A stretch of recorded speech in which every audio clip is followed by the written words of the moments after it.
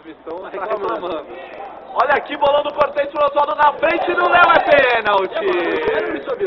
Ou Ganso. Dia dele, Ganso, em jogos não oficiais.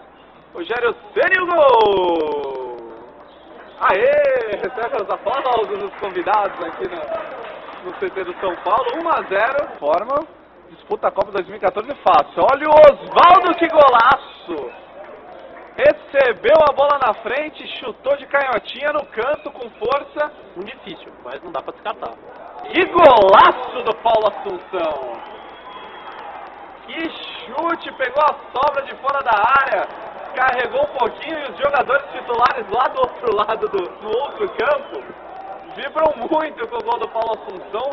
Um chutaço no ângulo, para fazer 3-0 para o time do São Paulo. Começa de novo, e olha o Casemiro, pode igualar, na cara do goleiro, gol! Casemiro faz o 4-0, não, 2-0 do segundo jogo para o Alexandre Losetti, 5 vezes com o Náutico no Morumbi e nunca perdeu, 4 vitórias e um empate. Chegada boa da Ademilson e o gol! Assistência de Marcelo, que dia para ele? É o personagem do jogo, né, Marcelo?